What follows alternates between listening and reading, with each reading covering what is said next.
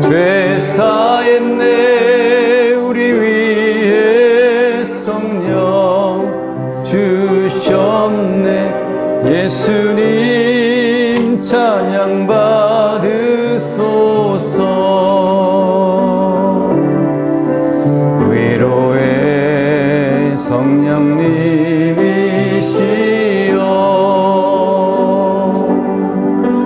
위로의 성령님이시여,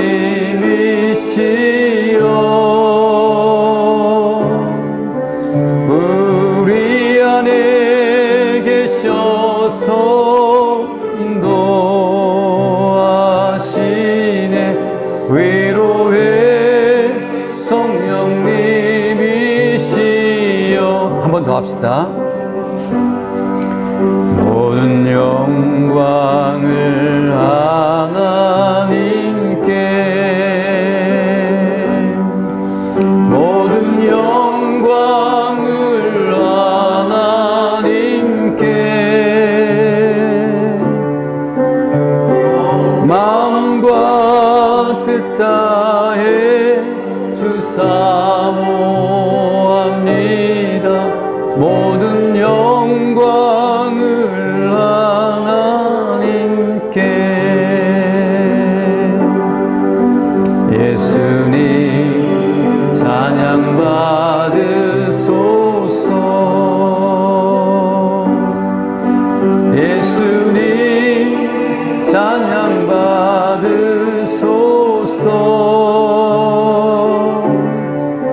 죄 사했네 우리 위에 성령 주셨네. 예수님 찬양 받으소서.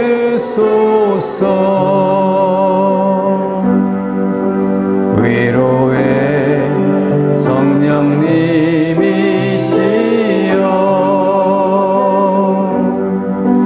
위로의 성령님이시여,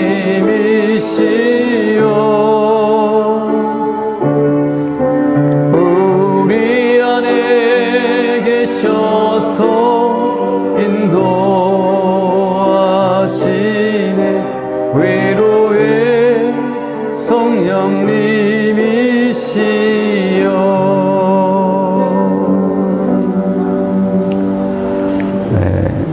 찬양을 한다는 것은 입술로만이 아니고 삶 전체를 드리는 겁니다. 그러니까 주님은 우리를 악기 삼아서 우리 인생을 연주하시는 거죠. 그러니까 그냥 하나의 종교 행사처럼 이렇게 지나가는 것이 아니고 실제 살아계신 주님이 우리 인생을 주님의 도구로 사용하셔서 연주하실 때 그게 찬양이 되는 거죠. 한번 기도합시다. 기도할 때 이미 우리의 인생이 주님께 예수의 피로 양도됐다는 사실, 주님께서 우리의 인생을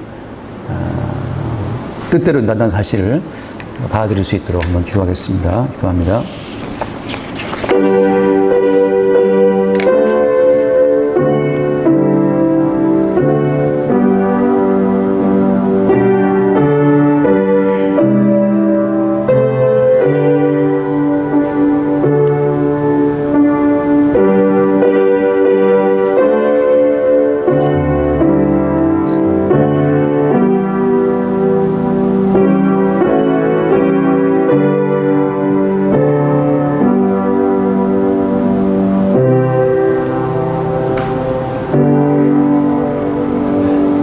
이 백성은 내가 나를 위하여 지었나니 곧 나의 찬송을 부르게 하려 함이라. 주님이 처음부터 주의 백성을 창조하실 때 주님의 찬송을 부르게 하실 목적으로 창조하신 것을 우리가 잊지 않게 하옵시고, 이미 우리의 모든 삶을 통해 주께서 원하시는 찬송을 부르게 하실 것을 믿고 또 바라보게 하여 주옵소서. 말씀을 대할 때 우리의 영이 깨어나게 하시고 주님을 향하여 우리가 온전히 아멘함으로 영광 돌릴 수 있도록 축복하여 주옵소서. 우리 주 예수님을 기도드립니다. 아멘. 자, 이어서 봅시다. 책사님, 이거 무풍으로 하시네요. 무풍으로. 네. 자, 어제 이어서 우리가 그 두 번째 하다 말았죠. 네, 두 번째 언약과 역사의 관계, 언약과 우리 인생의 관계를 잠깐 말하다가 말았는데, 그 다음 페이지에 보겠습니다. 두 번째 문단에 하나님은 아브라함, 이삭, 야곱을 통해 그 언약을 반복적으로 나타내신다라고 되어 있잖아요. 성경에 보면 하나의 어떤 관용구처럼 나오는 게 뭐냐면 아브라함의 하나님 또 뭐라고 했습니까? 아브라함과 이삭과 야곱의 하나님이라는 말이 나오는데 아브라함과 이삭과 야곱의 하나님이라는 말이 반복되어 나와요. 그 말은 무슨 말인가 하면 하나님께서는 그 아브라함과 이삭과 야곱의 하나님으로 자기를 소개함으로 말미암아서 항상 하나님께서는 그 아브라함과 이삭과 야곱에게 나타났던 그대로 우리를 인도한다는 뜻입니다. 그러니까 아브라함과 이삭과 야곱에게 나타난 하나님의 그 형식, 하나님이 아브라함을 다루시고 이삭을 다루시고 했던 그 아브라함, 이삭, 야곱을 다뤘던 그 방식 그대로 성도를 인도한다고 하는 거죠. 그러니까 아브라함, 이삭, 야곱을 만났던 하나님 이외에 다른 하나님은 사실 가짜 하나님인 거예요. 항상 하나님은 아브라함과 이삭과 야곱을 통해서 당신을 계시하신 그대로 우리에게 자기를 보인다고 하는 거죠. 예를 들면 아브라함으로 하여금 본토와 친척과 또 뭐라고 했습니까? 아버지 집을 떠나라고 했잖아요. 그러니까 뭔가 우리가 뿌리박았던 우리 본토, 친척, 아버지 집의 가치와 문화에서부터 우리를 뽑아내신다고 하는 거죠. 그러니까 아버지의 가치, 아버지의 문화, 그 본토, 친척, 그 세상의 어떤 가치와 문화로부터 우리를 뽑아내서 내가 내게 제시할 땅으로 가라 한단 말이죠. 근데 내가 내게 제시할 땅, 약속의 땅에 어떻게 가보니까 어떻습니까? 가보니까 기근이 심해서 살 수 없단 말이죠. 그러니까 아버지의 말씀을 따라오면 살 수 없는 어떤 지경으로 간다고 하는 거예요. 모든 우상은 나를 따라서 나를 믿으면 풍성한 삶을 약속하고 있지만 아브라함의 하나님 같은 경우에는 본토, 친척, 아비 집에서 아브라함을 뽑아내서 약속의 땅에 들어왔는데 어때요? 살 수가 없는 거죠. 그래서 내 힘으로 살 수가 없네? 저 어디로 갑니까? 애굽으로 간단 말이에요. 다시 말해서 하나님께서 우리를 인도하실 때에는 너의 힘과 너의 지혜로 살 수 없다는 사실을 확인을 시킨다고 하는 거예요. 그래서 이거 이제 이런 겁니다. 말하자면 내가 돈이 100억이 있다 하더라도 아브라함의 하나님이 나타나시게 되면 그 100억을 믿는 것이 아니고 100억이 있어도 나는 살 수 없네? 라는 사실을 알게 한다는 거죠. 물론 제가 이제 특히 좋으라고 100억 했지만 대부분 이제 아브라함 하나님을 만나신 분들 같은 경우에는 살 수 없는 자기의 어떤 내가 죽었구나 이제 그 자기의 죽음과 실패를 자인하게 만드는 인정하게 만드는 그 상황으로 들어간다고 하는 거예요.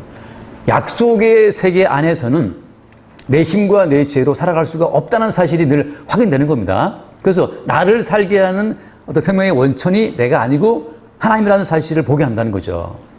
그러니까 예수를 믿는다라고 말함에도 불구하고 계속 자기가 인생을 살아가는 자기의 힘과 지혜를 믿고 있다면 사실 의심해 봐야 되는 겁니다. 왜냐하면 아브라함의 하나님의 경우에는 반드시 아브라함을 뽑아내서 자기 힘과 자기 지혜로는 자기 마누라도 못 지켜. 자기 부인을 지킬 수 없는 상황으로 주님이 끌고 간다는 거죠. 그러니까 내가 지금까지 내 부인에게 좋은 집에 살게 하고 다 했다. 그러면은 조금 문제가 있어요. 왜냐하면 내가 남편이지만 내 남편 된 나로서 내 아내를 못 지키네? 라는 상황으로 주님이 어떻게 한다? 인도한다는 거죠. 어때, 정수사님 뭐, 와이프 잘 챙겨왔습니까? 근데 남들이 볼 때는 잘 챙겼다 하더라도 하나님과의 만남이 이루어진 경우에는 뭘 인정하냐 하면 내 힘과 내 지혜로 내 부인도 지킬 수가 없다는 사실을 인정하게 하는 환경으로 주님이 인도한다는 거예요. 지몬미. 그런 상황으로. 그건 이제 아브라함, 이삭, 야곱을 통해서 언약을 나타내신 하나님이라고 하는 거죠. 언약은 보이지 않잖아요. 보이지 않는 그 언약이 역사의 세계. 나 내 아내를 지키고 아내에게 다이아몬드 사주고 뭐 아파트 사주고 내 아내를 행복하게 해주고 하는 그런 내 인간적인 모든 역사가 인간의 역사가 언약의 주님 나타나게 되면 그걸 이룰 수가 없는 상황으로 이끈다고 하는 거죠. 그래서 언약의 하나는 반드시 우리의 개인적인 역사의 꿈을 무너뜨린다고 하는 거예요. 어제 했던 도리처럼 I have a dream, 그 주님께서 이제 치워버리고 언약의 주님이 우리를 인도한다고 하는 걸 말하고 있는 겁니다. 그래서 그 뒤에 마저 봅시다. 혈통적 이스라엘의 실패를 통해서 보이지 않는 영적 이스라엘을 증거하신다고 하는 거죠. 그래서 혈통적 이스라엘 반드시 꼭 실패하게 되어 있습니다. 그래서 혈통으로 아브라함은 어때요? 혈통으로 아브라함은 엘리에셀을 후계자로 또 누굽니까? 이스마엘을 후계자로 세우고 싶었지만 지금은 다 그거를 이렇게 실패케 하시고 나서 이삭을 통해서 영적 이스라엘을 세운다고 하는 거예요. 그래서 인간의 실패를 통해서 모든 것을 홀로 이루시는 주의 성취를 증거하신다고 하는 거죠. 그래서 나의 나됨은 내가 아니라 누구다? 주의 은혜라는 사실을 증거케 하신다는 거예요. 내가 후계자를 잘 세워서 우리 집안은 번성한다라고 하는 그 계획을 주님이 실패로 돌아가게 함으로 말미암아서 주님이 준비하신 새로운 언약의 자손 이삭을 나타내고 증거한다는 거예요. 그래서 범죄에도 불구하고 구원된 다윗이나 반드시 그래서 다윗 같은 경우도 주님이 무너뜨려야 돼요. 모든 성도는 반드시 자기가 세우고 싶은 자랑스러운 역사의 어떤 상처를 받게 되어 있습니다.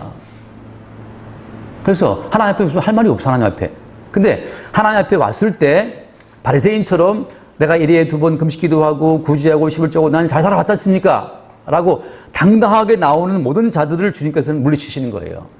하나님께 나오는 언약 백성의 경우는 반드시 자기 역사가 실패하고 무너진 어떤 상처, 생체기를 갖고 나오게 되어 있습니다.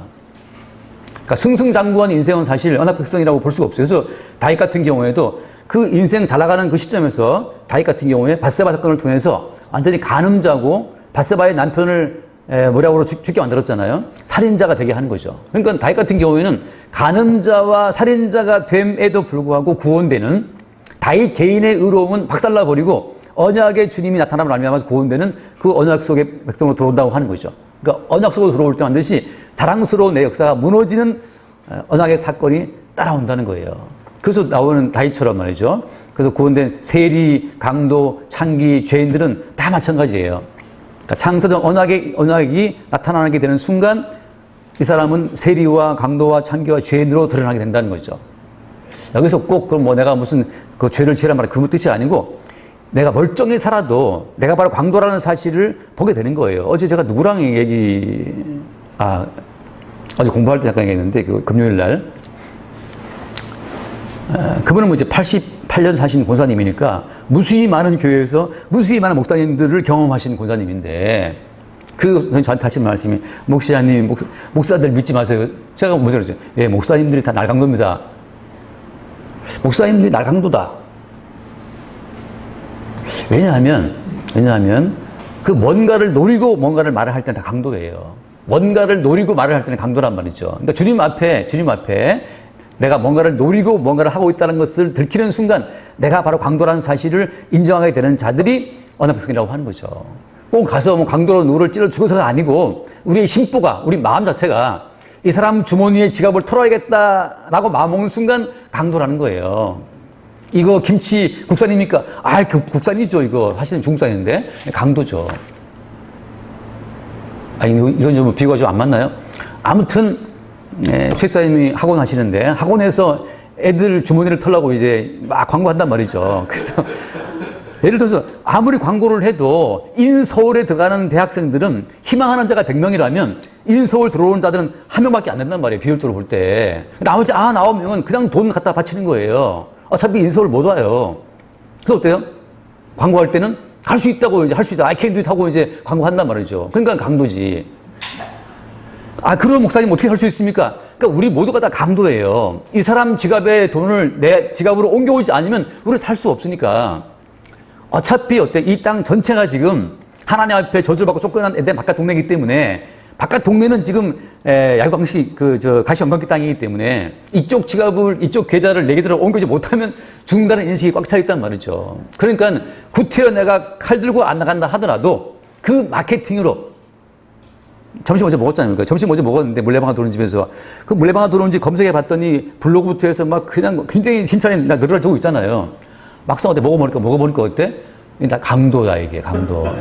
내 지가 아까 18,000원 나갔단 말이야. 18,000원 먹었는데 나도 반밖에 못 먹었어요. 약간 밥이 설어가지고 그냥 다 강도. 그럼 나는 나 마찬가지지. 저도 어떤 은근히 헌금을 노리고 무슨 말을 했다. 강도인 거죠. 우리 모두가 다 강도예요. 그래서 언약이 등장하는 순간 우리는 다 죄인이야. 그래서 주님 앞에 숨길 수 없이 지금 저는 죄인 맞습니다라고 나오는 자들이 어때요? 자기 역사의 생체기가 난 사람들이라고 하는 거죠. 그래서 자랑스러운 내 역사라고 주님 앞에 말을 할 수 있다 없다? 말할 수 없는 거예요. 자랑스러운 내 족이라는 노래는 있지만 성도의 인생은 하나님 앞에 섰을 때 저는 죄인 맞습니다. 다만 뭘 바라보는 거예요? 십자가에 흘리신 예수의 피를 바라보는 것밖에 소망이 없어. 우리 모두는 다 강도로 살아왔으니까. 부모 등쳐먹지 않을 때부터 그렇잖아요. 부모 등치 무시하고 살 수 없잖아요, 우리가 다. 엄카, 아빠카 쓰면서 말이죠. 그다음에 긁어대면서 산단 말이죠. 그래서 창세전 언약이 등장하게 되는 순간 모든 인간이 죄인이구나라는 사실을 받아들이는 자들이 어때요? 아브라함과 이삭과 야곱 하나님을 만나게 되는 사람이라고 하는 거죠. 그래서 아브라함, 이삭, 야곱은 계속해서 자기로서 자기 인생을 지키지 못하는 인생으로 들통나면서 인생이 흘러와요. 그래서 아브라함, 이삭, 야곱이 다 우리는 성경 보면서 대단하게 하고 있지만 다 그들이 실패자들입니다. 아브라함은 자기 와이프를 지키는데 2번, 3번 실패하잖아요.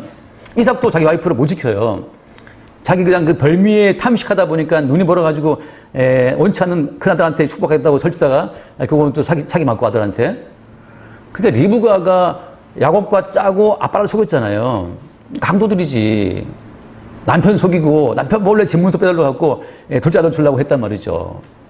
아빠는 큰아들한테 주려 했는데 엄마가 짝나랑 짜고 아빠를 속여먹고 지금 다 떠돌린 거야. 참 멋지지 않아요? 그러니까 다 강도들이라 지금. 유희정 집사님은 둘째한테 주려고 했는데 이강호 집사님은 첫째한테 주려고 그러는데 둘이 이제 뭐라고 서서 싸우는 거지 말하자면. 그런 일이 어때요?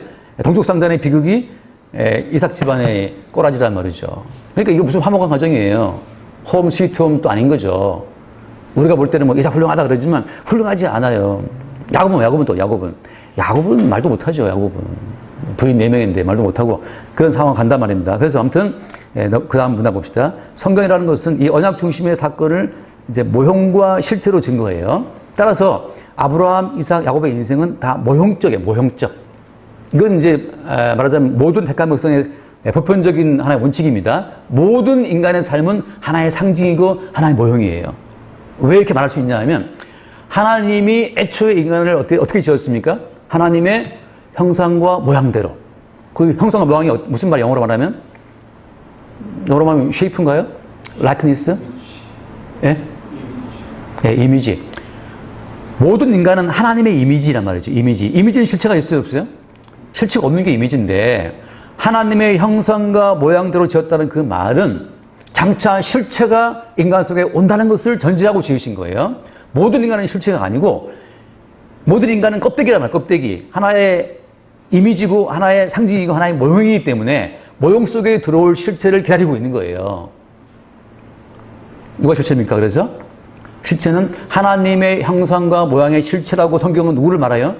예수를 말하는데 예수께서 우리 안에 오시기 위해서 우리를 모형으로 지었다고 하는 거죠. 따라서 우리가 우리를 볼 때 내가 실체야. 난 천국에 들어가야 돼. 라고 하게 되면 어때요? 오해가 되는 거예요. 왜? 실체가 있다고 치면 우리가 모형이라고 치면 실체신 주님이 찾아 들어오실 때만 어때요? 그 모형으로서의 의미가 살아나는 거죠. 그래서 말하자면 이제 모형과 실체로 역사를 이제 언약과 역사의 관계를 만들어 가시기 때문에 우리 역사라고 하는 것은 하나의 모형이고 상징이고 여기에 들어오실 예수님이 실체가 되어서 우리의 삶은 완성이 되는 거예요. 그러니까 엄밀히 말하면 실체이신 주님의 뜻이 드러날 때마다 모형인 주제에 갖고 있는 실체의식이 깨져나가는 거죠. 그러니까 내가 생각하는 내 인생이 깨져나가는 그것이 한편으로는 즐거움이 되는 거예요. 내가 기대했던 물레방아의 밥이 아니었어. 그러니까 야 너는 이거나 먹어라고 실체가 우리가 허락하신 길이기 때문에 우리는 설익은 밥도 못 먹겠다라고 이제 또 해서 또 다시 한번 어떻게 했습니까? 어제 뭐 다시 한번 쪘나 뭐 먹잖아요. 우리는 우리대로 살아가는 거고 주님 항상 어때요? 새로운 길로 우리를 인도한다고 하는 거예요. 그래서 그 로마서 5장에 그 말씀이 있어요. 한번 여기 나와 있네요. 로마서 5장 14절 말씀. 로마서 5장 14절 말씀에 그만 읽고 넘어갑시다. 로마서 5장 14절에 뭐라고 되어 있습니까? 빨리 안 넘어가네. 없어요? 예. 이거 한번 따라해 봅시다. 아담은 오실 자의 모형이라. 네, 그 로마서 말씀인데 아담은 오실 자가 누구예요? 오실 자가? 아담은 오실 자의 모형이라. 이건 그냥 하염없이 기다리고 있는 거야. 누구를? 오실 자를. 예수님을 기다린다고 하는 거죠. 따라서 우리는 아담의 후손들이기 때문에 인생을 살면서 학교 졸업하고 취업하고 돈 벌고 장가가고 결혼하고 살아가면서 뭘 기다리고 있는 거예요? 오실 자를 기다리는 거예요. 오실 자를. 언제 오시나. 그 누구 마음이에요? 오실 자의 마음이지. 근데 모든 인간은 오실 자의 모형이기 때문에 오실 자인 예수가 오시는 순간 어때? 그 인생은 비로소 모형과 실체로의 만남을 통해서 하나님이 기뻐하시는 온전한 사람. 그게 새로운 피조물이에요. 자, 다시 한번. 새로운 피조물이라고 하는 것은 나 혼자 깨달아서 나 인생은 이렇구나. 나 깨달았어. 그게 새로운 피조물 아니고 옛 피조물이고, 새로운 피조물은 뭐냐? 모형인 내 속에 실체이신 예수님이 딱 들어올 때 이게 새로운 피조물이에요. 그러니까 새로운 피조물의 주인공은 누가? 주인공은 예수님이죠. 내가 아무리 성경 읽고 기도한다 새로운 피조물 아니에요. 또 돌아갑니다. 또 고무줄 늘렸다가 놓으면 팅 돌아가듯이 모든 인간은 기도하고 말씀 보고 아무리 한다고 이렇게 아무리 경건을 늘려도 어때요? 하루아침에 놓는 순간 돌아가 버립니다. 그래서 모든 인간은 모형이기 때문에 실체이신 예수님이 그 속에 들어올 때 비로소 새로운 피조물로 완성이 되는 거예요. 그래서 구약은 뭐 여덟 돌판, 신약은 신비의 세계전 세원약 그렇게 나와 있는데 이건 또 계속 합시다. 이거 다 알아보면 시간이 안 될 것 같아요. 넘어갑시다 그냥. 3번 언약에 대한 오해와 해석. 자, 유대인들의 실수는 뭐냐 하면 구약을 완료로 보고 있는 거죠. 그래서 지금 유대인들은 신약을 믿어야 합니다. 신약은 그래도 유대인들은 믿지 않아요. 구약으로 충분하다고 믿고 있는 거죠. 왜? 구약으로서 계시의 완료를 그대로 믿기 때문에. 그래서 이 완료된 구약 계시를 가지고 그들은 어떻게 합니까? 지키려고 애를 쓰는 거죠. 완료된 구약 말씀을 내가 지키면 지킬수록 하나님께 더 가까이 갈 수 있다고 믿는 거예요. 그래서 여러분 그 찬송은 사실 문제가 있어요. 저 높은 뭐 관세모살 막 들어왔네. 예. 지금 어깃장 놓고 있는 거지. 예. 그 뭐죠? 저 높은 곳을 향하여 그 찬송이 있잖아요. 그 찬송은 엄밀히 말하면 좀 문제가 있어요. 왜냐하면 우리가 천국을 향해서 한 걸음씩 올라가는 게 아닙니다. 올라가는 게 아니고 언약의 실체이신 주께서 우리를 끌고 가시는 거죠, 그냥. 그래서 항상 우리는 실패하고 완성하신 주님의 완성이 담기는 과정으로 이미 성도는 어때요? 이미 성도는 완성된 채로 가는 거예요, 완성채로. 자, 다시 무슨 말인가 하면 예수님이 십자가의 표를 이루어 놓으신 완전한 언약이라고 하는 것은 어때요? 이미 완성이 되어 있단 말이죠. 그건 없지만 일단 보면서 합시다. 그냥 그 다음 말씀 보세요. 출애굽기 말씀 봅시다. 한번 읽어볼까요, 여기서? 7절 말씀. 언약 수를 가져다가 쌍독하여 크게 하라. 모든 말씀을 우리가 준행하리이다. 네, 아멘. 뭐라고 되어 있습니까? 모든 말씀을 우리가 어떻게 한다? 준행하리이다. 자, 유대인들은 지금 또 모든 말씀을 준행하리이다라고 나오는데, 자, 똑같은 거예요. 이건 하나의 이제 말씀인데, 예배할 때마다 내가 말씀을 준행하리이다. 기도할 때마다 이제는 말씀을 잘 지킬게요. 이렇게 말하는 것은 구약적인 마인드예요. 목사님들이 설교를 할 때 여러분이 들으면서 네, 목사님 앞으로 제가 말씀대로 살겠습니다. 이거는 어때? 이거는 구약적이라고요. 왜? 어떤 인간도 말씀대로 살 수 없기에 예수께서 오셨기 때문에 지금 이 상태에서 이 말씀처럼 우리가 모든 말씀을 준행하리다라고 나오게 되면 홀로 모든 말씀을 준행하고 이루신 예수님을 어떻게 하는 거예요, 이게? 불신하는 거란 말이죠. 그러니까 여러분 예배할 때마다 여러분 우리가 순종합시다. 이건 어때요? 우리를 속이는 거예요. 우리는 순종을 할 수가 없다는 사실이 이미 이스라엘 역사로 확증이 됐어요. 이미 검증 끝났어요. 검증 끝났어요. 어제 갔던 물레방아는 이제 검증 끝났단 말이죠. 이제 안 간단 말이죠. 이미 어때요? 이 물레방아 뭘 할 수 있겠는데 이미 어때요? 이미 구약이라고 하는 것은 이스라엘의 실패를 보여주고 있어요.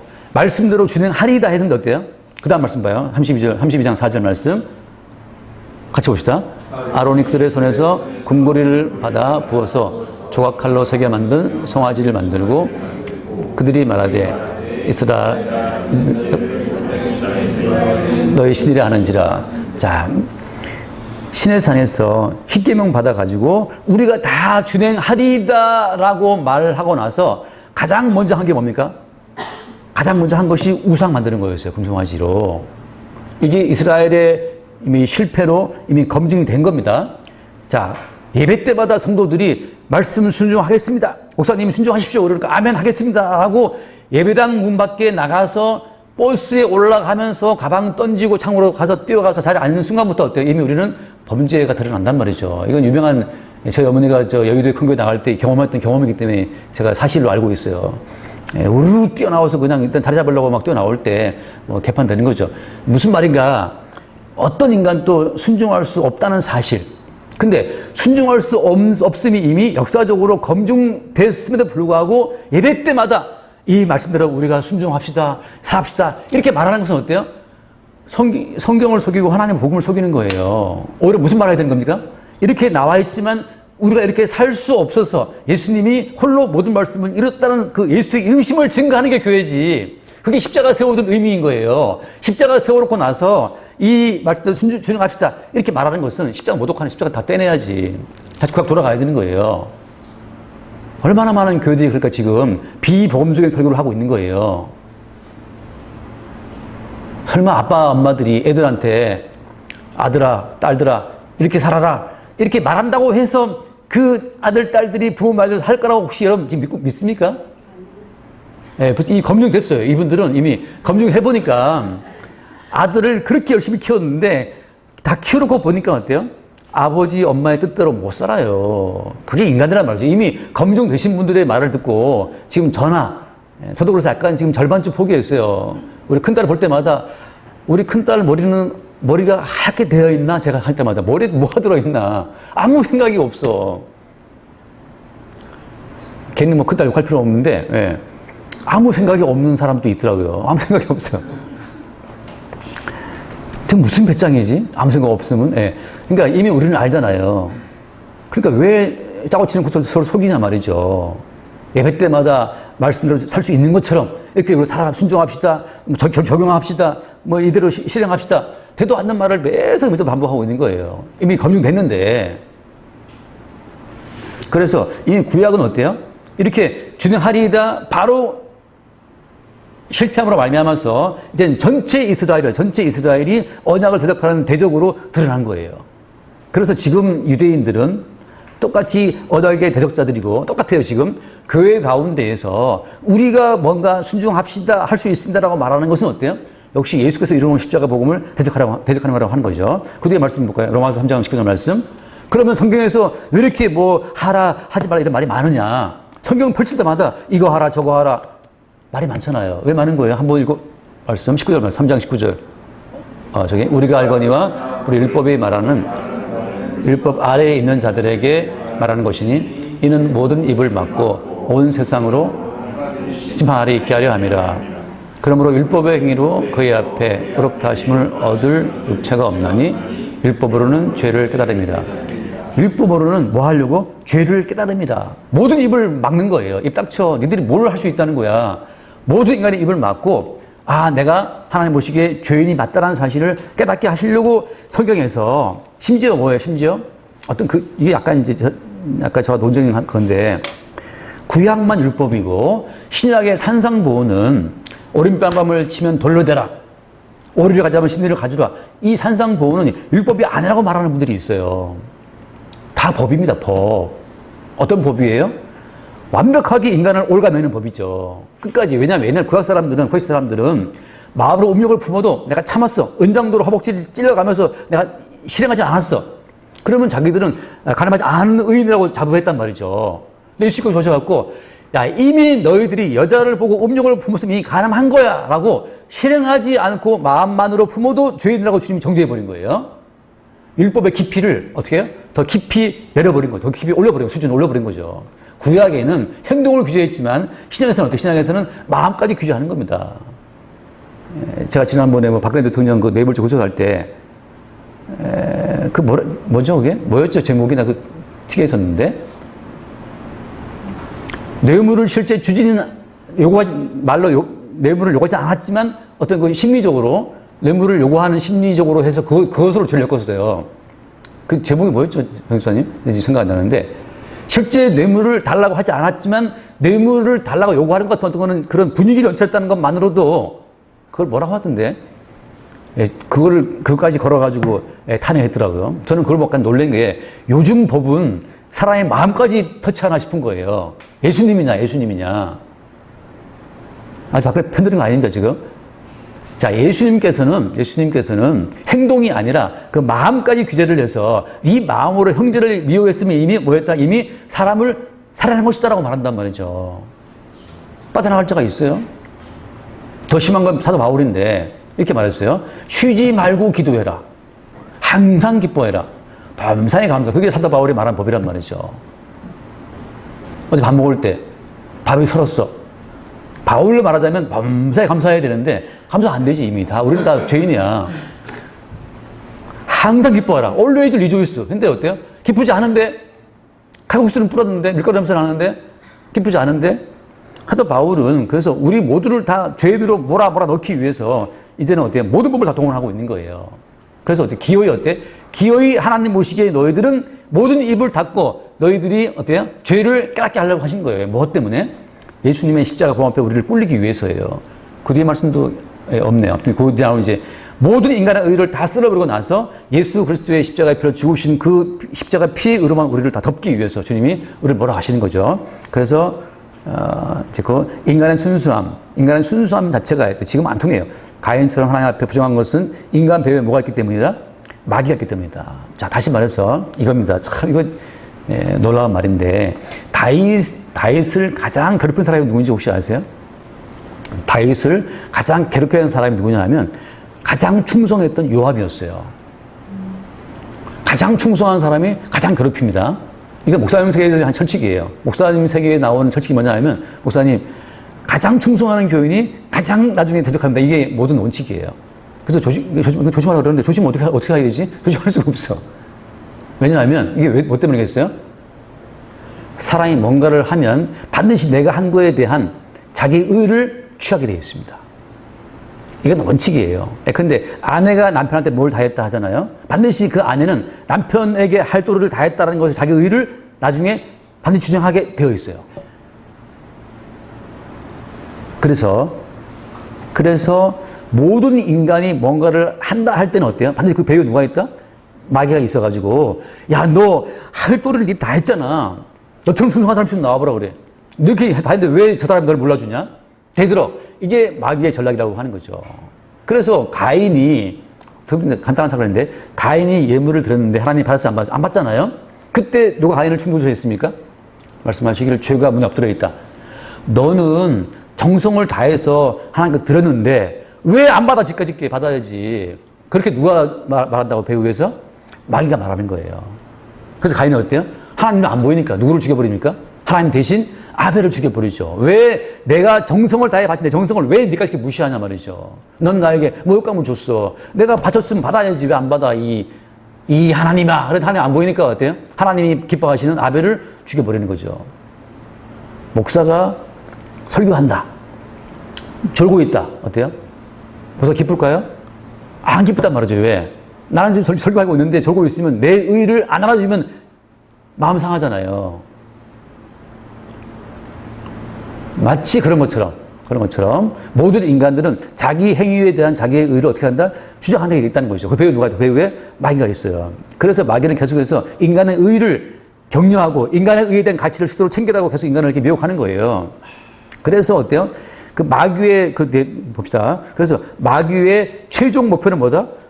마귀의 최종 목표는 인간 행위의 가능성을 가치를 주장함으로 말미암아 무엇을 폐기시키는 거예요? 십자가 은혜의 가치를 대적하는 거예요. 계속해서 야, 예수가 너를 위해 죽었다. 예수를 청구한다. 그건 말고 너의 가치를 인정하라고 하는 거죠. 믿음은 두 개가 설 수 없어요. 예수님의 십자가 가치 믿는다 할 것 같으면 어때요? 뭐는 부정돼야 되는 거예요? 내일은 부정돼야 되는 거죠. 자, 그래서 하나님께서는 계속 우리의 의를 깨부시는 거예요. 우리의 의를. 그래서 늘 죄인 드러나는 그것이 한편으로는 즐거움 되는 거죠. 나의 죄인됨이 드러나야 어때요? 내가 내세울 의로움의 가치가 없어야 누구의 가치를 믿는다? 십자가에 흘리신 예수의 가치만을 믿는 거고 그게 천국 백성이라고 하는 거죠. 천국이라는 것은 인간의 가치는 1도 섞이지 않아요. 제가 늘 드는 비유처럼 반도체 들어가면 다 덮어쓰고 들어가잖아요. 엄청난 그 나노 기술이기 때문에 니나노 그런 그 나노 기술이기 때문에 뭐가 필요해? 거기 머지가 들어도 안 돼요.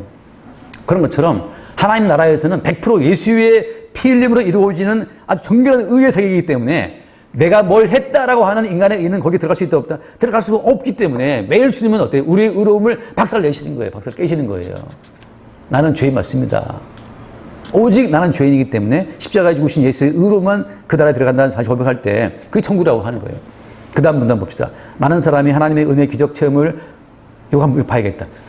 엄청나게 많은 사람들이 내가 뭔가를 경험했다, 체험했다, 뭔가를 내가 꿈을 꾸었다, 뭐 기적, 내가 병자를 낫게 했다, 그런 체험을 진리로 착각한단 말이죠. 신명기 한번 말씀 볼게요. 자, 같이 보시죠. 모세가 온 이스라엘을 소집하고 그들에게 이르되 여호와께서 너희 목전에서 바로와 그의 모든 신하와 그 땅에 행하신 모든 일을 곧 그 큰 시험과 이적과 큰 기사를 내 눈으로 보았느니라. 그러나 깨닫는 마음과 보는 눈과 듣는 귀는 오늘까지 여호와께서 너에게 주지 아니하시다.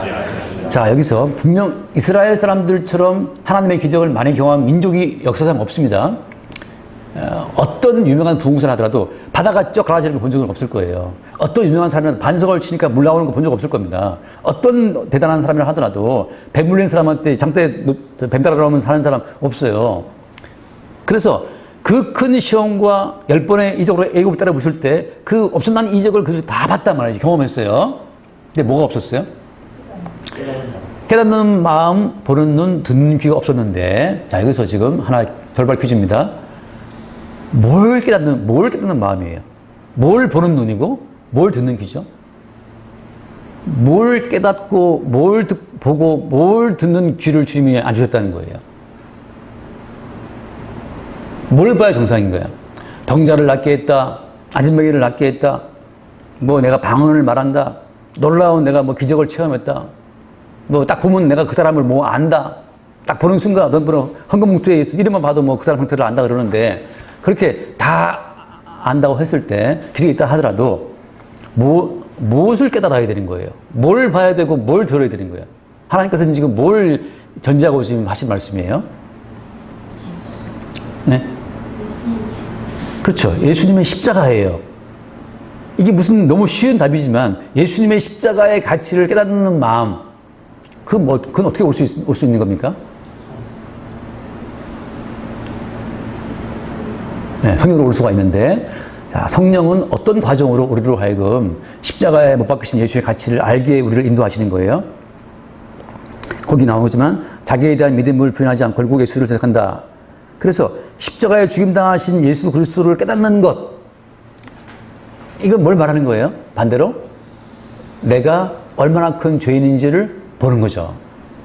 자기의 죄인됨을 못 보는 사람들은 십자가의 가치도 볼 수가 없어요. 자기의 죄인됨을 보는 사람만이, 그래서 예수님께서는 항상, 하나님께서는 결국 그들의 모든 죄인 자체를, 거기 나오는 말씀 봅시다.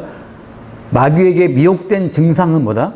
미혹된 증상은 자기의 본질이 구제 불가능한 죄인임을 모르고 자기의 존재와 행위가 하나님께 영광이 된다고 믿는 것이다. 자, 마귀에게 미혹된 증상이 뭐냐? 내가 이렇게 헌금을 하고 내가 이렇게 행동을 하면, 이렇게 순종하면 하나님께 영광이 되겠지라고 믿는 것이, 그것이 미혹된 거예요. 근데 어때요? 유일하게 하나님께 영광된 건 뭐가 영광된다고 나와 있습니까? 영광이라는 것은 어때요? 뭐가 영광될 수 있어요? 한번, 예, 아멘, 그렇죠, 예. 한번 읽어봅시다. 이거 안 나왔지만, 한번 그냥 제가 읽어볼게요. 고린도후서를 볼게요. 고린도후서 1장 21절. 고린도후서 1장 21절을 보겠습니다. 1장 21절. 20절 말씀. 고린도후서 1장 20절. 하나님 약속은 얼마든지 그리스도 안에서 이해가 되니, 그런즉 그로 말미암아 우리가 아멘하여 하나님께 영광을 돌린다라고 되어 있어요. 자, 예수 그리스도만이 모든 언약을 성취하셨고 하나님 기뻐하시는 모든 행위를 다 하신 분인데, 그 예수님의 이루심에 우리가 뭐 할 때 아멘을 함으로 영광 돌리라고 하는 거죠. 자, 개별적으로 우리가 뭐 한다고 영광되는 것이 아니고, 우리의 모든 행함 자체는 어때요? 하나님 보시기에 어렵지 않다는 사실을 깨닫는 마음이 중요한 거예요. 우리가 하는 건 뭐든지 주님 보시기에 어때? 불순해. 왜? 항상 우리가 한 것에 대한 반대급부를 요구하기 때문에. 어떤 사람도 순결한 마음으로 뭔가를 하진 않아요. 나와 결혼해 줄래? 라고 한 번, 두 번, 10번, 20번에도 안 하면 나중에 어떻게 해요? 원망이 올라옵니다. 자, 모든 인간들은 다 어떤 자기의 이익과 돌아올 반대급부를 전제하고 행동하기 때문에 인간의 모든 행위는 주님 보시기에 어때? 불순해요, 불순. 근데 오직 어떻습니까? 예, 죽도록 내가 죽어도 상관없다라고 복종하신 분은 예수님밖에 없죠. 그래서 예수님의 행하심에 우리는 아멘함으로, 하나님 내 행위는 쓰레기고 내 행위는 불순하지만 예수의 이루심은 완전하기에 나는 예수의 이루심 앞에 나를 맡깁니다라고 하는 그것이 깨닫는 마음이고 듣는 귀고 보는 눈이에요. 나의 행함의 부정함을 보고 예수의 행하심의 온전함을 볼 때 그 눈이 보는 눈이고, 말씀 들을 때마다 나의 행함의 불순함을 듣고 예수의 행하심의 온전함을 내가 들린다면 그게 듣는 귀를 가진 성도라고 하는 거죠. 예배 때, 설교할 때마다 나의 행함과 나의 생각과 나의 모든 삶 자체가 불순하구나. 이래서 예수님이 홀로 모든 언약을 이루시고 십자가에 못 박혀 죽음 당했다는 사실을 인정하는 그 순간, 아멘하는 그 순간 뭐예요? 그 순간 하나님께 뭐 된다? 영광 된다는 거죠. 영광, 영광, 할렐루야. 노래한다고 영광되는 것이 아니고 예수를 인정함으로 영광이 되는 거예요. 목사가 40년 목회했다고 영광되는 것도 아니고 오직 예수님의 이루심에, 사람 목사가 한 게 뭐가 있어요? 50년 목회한다 하더라도 한 명도 인간은 사람을 구원할 수 없어요.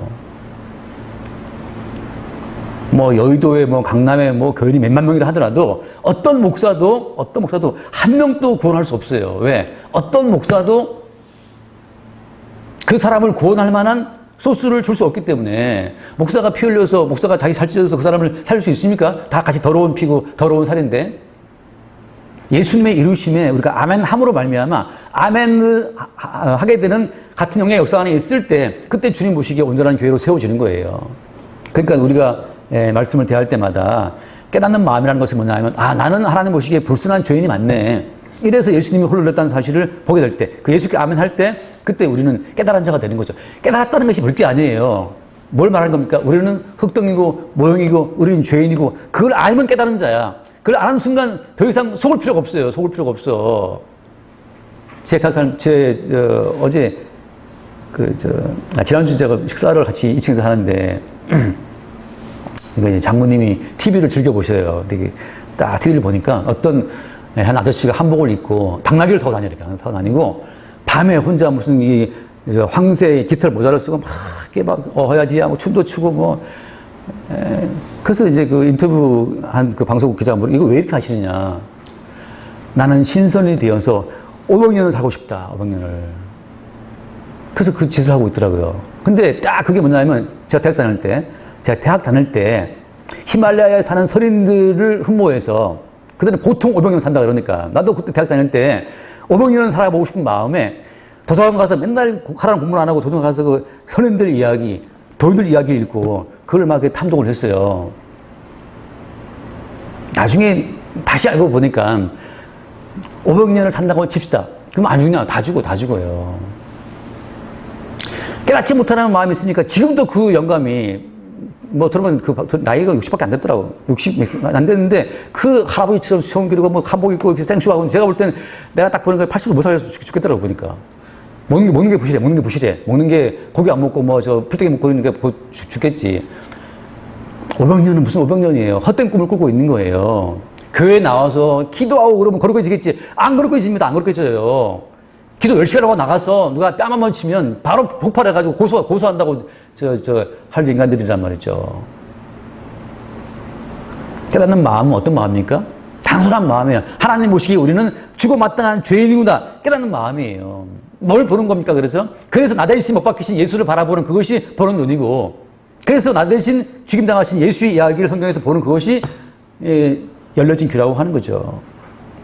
그 뒤에 봅시다. 그래서 그러니까 성경과 기도를 도구 삼아서 자기의 부족함을 깨닫고 오류를 깨닫고 교정하고 또 고치고 정결하게 살기 위해서 애쓰고, 그렇게 자기 완성을 추구하면서 전도도 하고 구제도 하고 때로는 방언도 하고, 심지어 자기 몸을 막 불타게 내죠.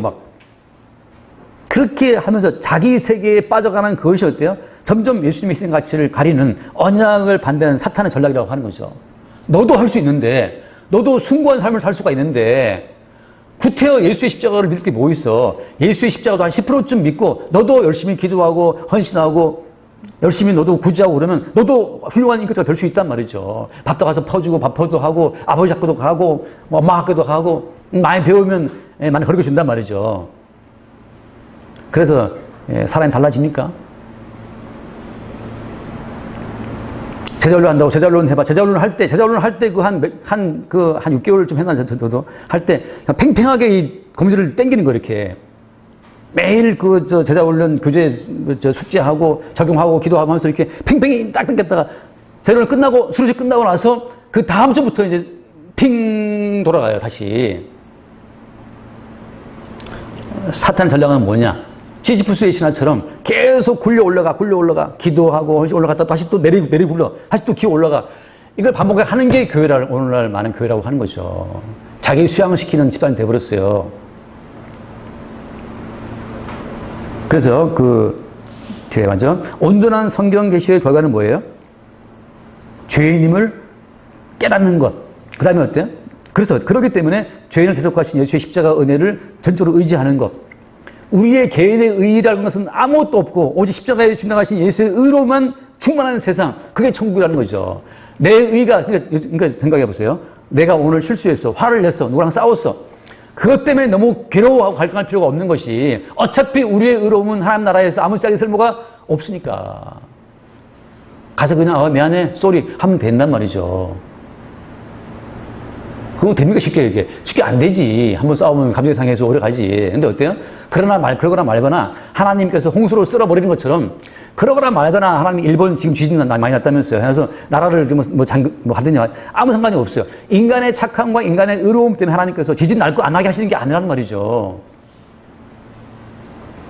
노아 홍수가 쫙 밀려오면서 너 유명한 성악가야? 그럼 물결이 피해가고 당신 유명한 학 원장이야? 피해가고 당신 유명한 목사님이야? 피해가고 그런 거 없어요. 그냥 홍수는 다 때려서 썰어서 다 죽이듯이 하나님의 심판이라고 하는 것은 다 쓸어버리는 거예요. 오직 어때요?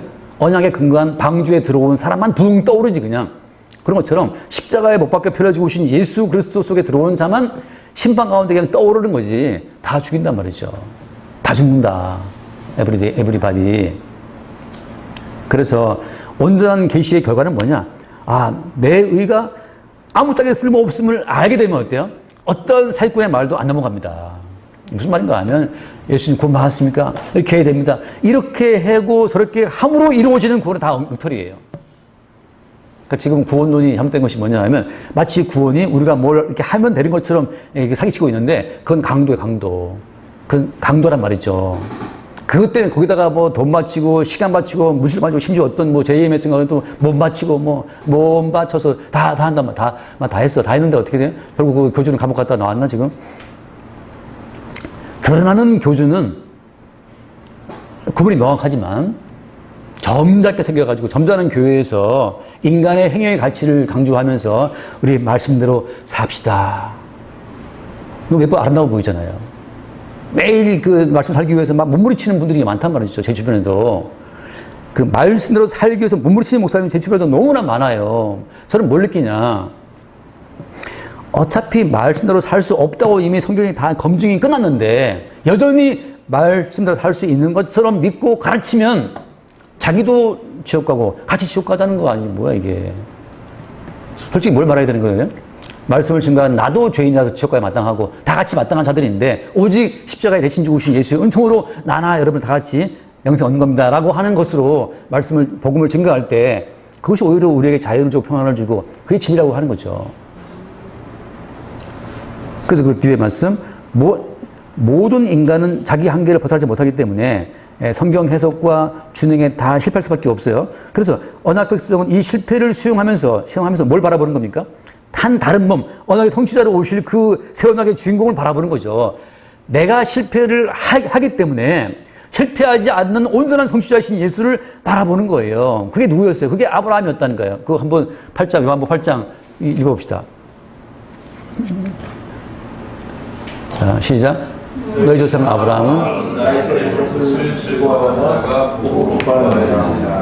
아브라함은 내가 말씀대로 살아야지 그거 바라본 사람이 아니고 뭘 바라본 거예요? 예수님의 때를 볼 것을.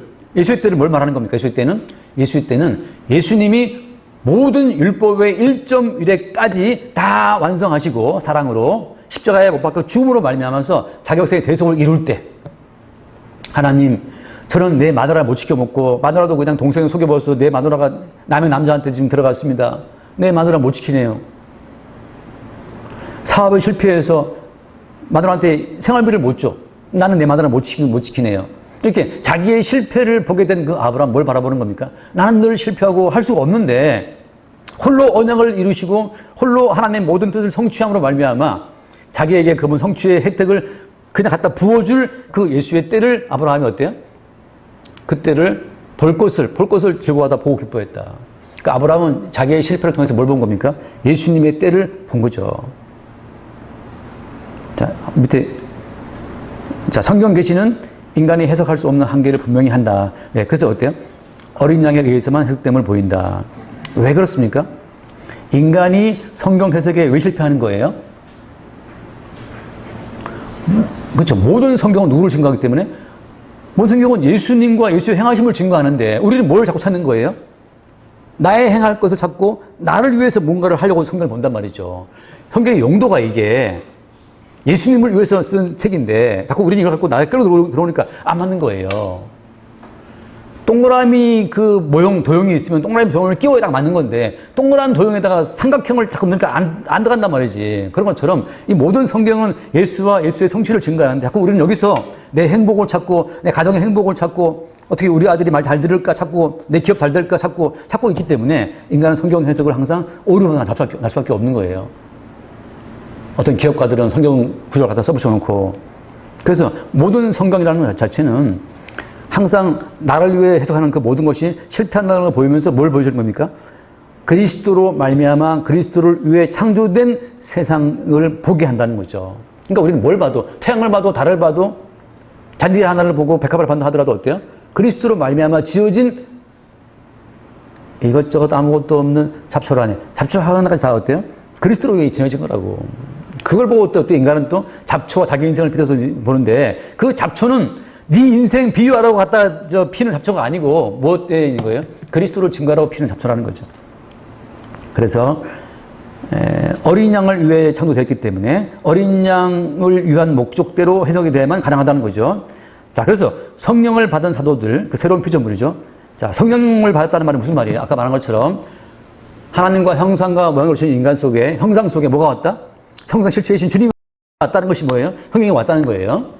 성령의 오심이라고 하는 것은 하나님의 형상과 모양으로 진 그 모형 속에 누가 왔다? 실체이신 주님이 왔다는 뜻인데 그게 뭐예요? 그게 새로운 피조물인데 그 새로운 피조물만 어때요? 성경을 제대로 해석할 수 있다는 거죠. 그래서 세례 요한보다도 어때요? 세례 요한보다 성령 받은 애가 더 성경을 정확히 볼 수 있다는 거예요. 그 뒤에 말씀을 봅시다. 거기 그 뒤에 밑에 고전 2장 16절 말씀 같이 봐요. 누가 주의 마음을 알아서 주를 가르치겠느냐. 그러나 우리가 그리스도의 말을 하셨다. 사도 바울이 무슨 배짱으로 이런 말을 할 수 있는 겁니까? 나는 그리스도의 말을 하셨어. 이렇게 말할 때. 자, 그리스도의 마음이 우리 속에 들어온다는 것은 무슨 말인가 하면 나의 사적인 모든 마음이 이미 다 그 앞에서 다 깨져나가는 거 말하는 거예요. 나를 위해 살아가는 인생, 나를 위한 모든 삶에 대한 해석이 다 날아가 버리고 내 속에 오신 모든 걸 홀로 이루신 예수 그리스도가 내 속에 들어왔다는 것이 그리스도의 마음이라고 하는 거죠. 그리스도의 마음을 가졌다. 무엇으로 말미암아? 성령으로 말미암아서. 그래서 오히려 세례 요한보다도 오늘 우리가 더 정확히 예수 그리스도를 알 수 있는 겁니다. 네, 아멘, 네, 할렐루야. 한번 더 우리 한 5분간 10분간 잠깐 쉴까요? 네, 잠깐 쉽시다.